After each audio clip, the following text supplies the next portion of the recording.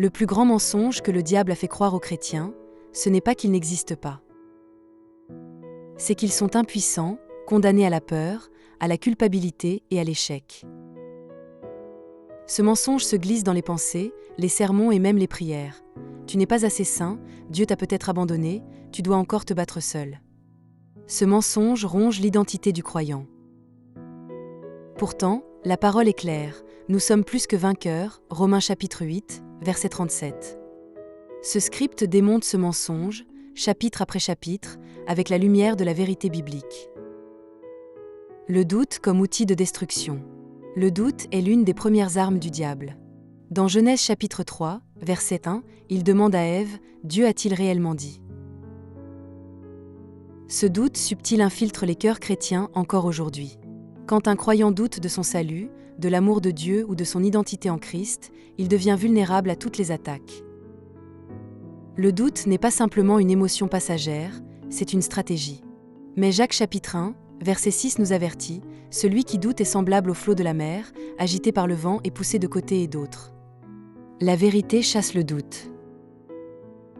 Le mensonge de l'identité brisée. Le diable veut que tu te définisses par tes fautes, tes échecs ou ton passé. Il te murmure, « Tu es ce que tu as fait. » Pourtant, 2 Corinthiens chapitre 5, verset 17 dit, « Si quelqu'un est en Christ, il est une nouvelle créature. Les choses anciennes sont passées, voici, toutes choses sont devenues nouvelles. » Le croyant né de nouveau est transformé. Le mensonge consiste à croire que cette transformation est incomplète. En réalité, Dieu voit en toi la justice de Christ, 2 Corinthiens chapitre 5, verset 21. Tu n'es pas brisé, tu es racheté et restauré. Le piège de la culpabilité permanente. Le diable veut que les chrétiens vivent dans une culpabilité constante, même après avoir demandé pardon. Il leur répète, « Tu n'as pas changé, tu recommenceras. » Pourtant, 1 Jean chapitre 1, verset 9 promet, « Si nous confessons nos péchés, il est fidèle et juste pour nous les pardonner. » Le pardon de Dieu est réel et complet. La culpabilité devient une chaîne quand on doute du pardon. Le Saint-Esprit convainc, mais ne condamne jamais, Romains chapitre 8, verset 1. Vivre en Christ, c'est vivre libre. Refuse de porter ce que Jésus a déjà porté à la croix. L'illusion d'un Dieu distant. Le diable veut faire croire que Dieu est loin, qu'il ne parle plus, qu'il s'est éloigné. C'est un mensonge ancien. Dans Psaume chapitre 34, verset 18, il est écrit « L'Éternel est près de ceux qui ont le cœur brisé. » Dieu n'a jamais quitté ses enfants. Il est Emmanuel, Dieu avec nous, Matthieu chapitre 1, verset 23. Le silence apparent de Dieu n'est pas un abandon. C'est souvent dans le silence que Dieu forme, parle autrement, fortifie. Le diable veut que tu abandonnes quand tu ne ressens plus Dieu. Mais la foi ne repose pas sur le ressenti, elle repose sur la parole. Le mensonge de l'impuissance spirituelle. Le diable veut faire croire aux chrétiens qu'ils sont faibles, sans autorité et vulnérables. Il minimise le pouvoir du Saint-Esprit en eux. Mais Actes chapitre 1, verset 8 est formel, « Vous recevrez une puissance, le Saint-Esprit survenant sur vous. » Les chrétiens ont l'autorité de Christ, Luc chapitre 10, verset 19. Ignorer cette puissance, c'est vivre comme un esclave alors qu'on est héritier.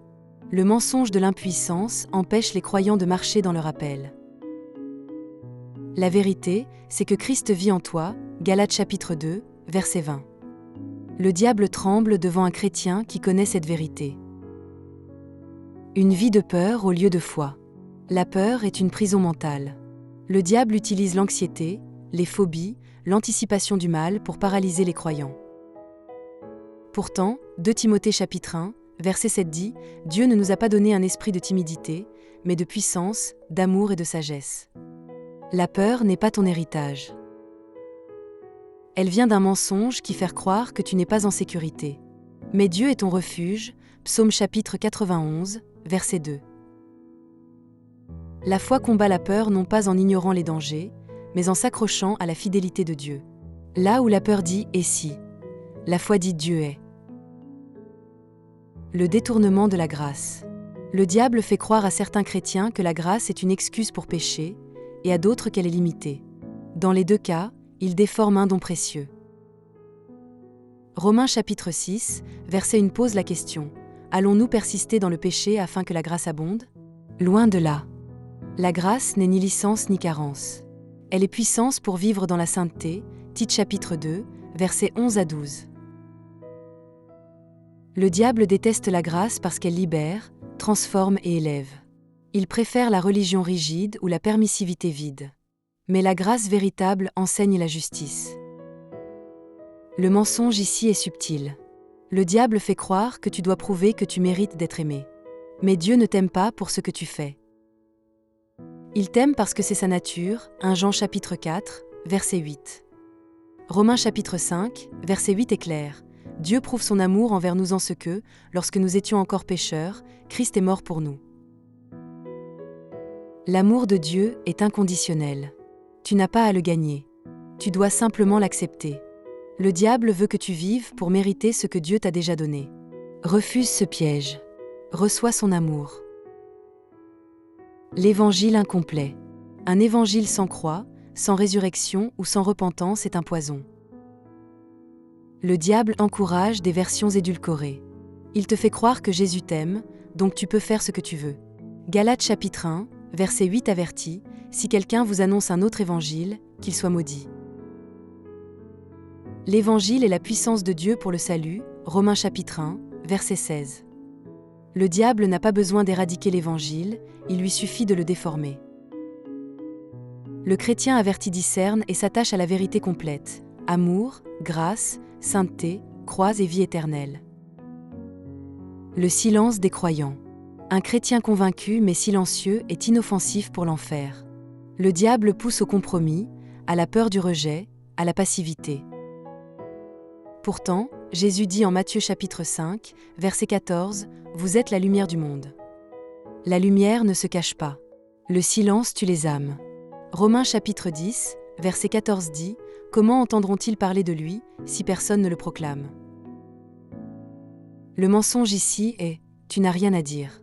Tu n'es pas prêt. » Mais Dieu utilise les faibles pour confondre les forts, 1 Corinthiens chapitre 1, verset 27. Parle, et le ciel se manifeste. Le rejet de la communion fraternelle. Le diable isole. Il te fait croire que tu n'as besoin de personne.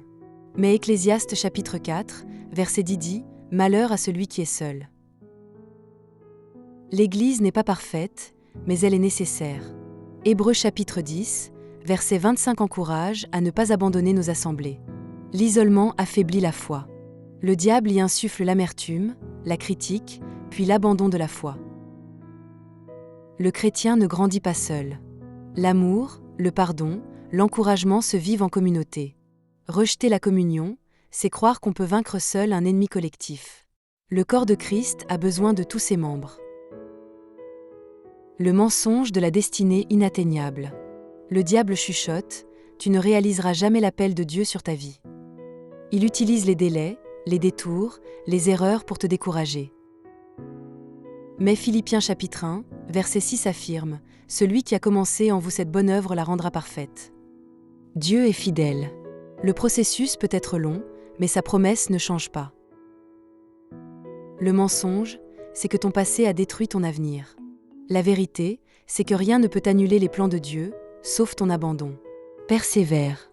Dieu utilise même tes échecs pour t'amener à ta destinée. La comparaison comme arme de confusion. Le diable adore te faire comparer ta vie à celle des autres, leur appel, leur succès, leur sainteté apparente.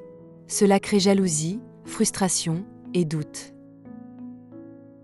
Mais Galates chapitre 6, verset 4 dit que chacun examine sa propre œuvre. Dieu ne fait pas des copies. Il a un plan unique pour toi. La comparaison vole la joie et paralyse l'action. Le mensonge ici est « tu n'es pas aussi utile que lui, donc inutile ». Mais 1 Corinthiens chapitre 12 enseigne que chaque membre a une fonction unique. Sois fidèle à ton appel. C'est là que Dieu t'attend. Le faux échec. Échouer ne veut pas dire que Dieu t'a rejeté. Mais le diable te fait croire que chaque chute est une disqualification. Proverbe chapitre 24, verset 16 déclare « Le juste tombe 7 fois et se relève ». La chute n'est pas la fin. Elle est un appel à la grâce. Pierre a renié Jésus, mais Jésus l'a restauré.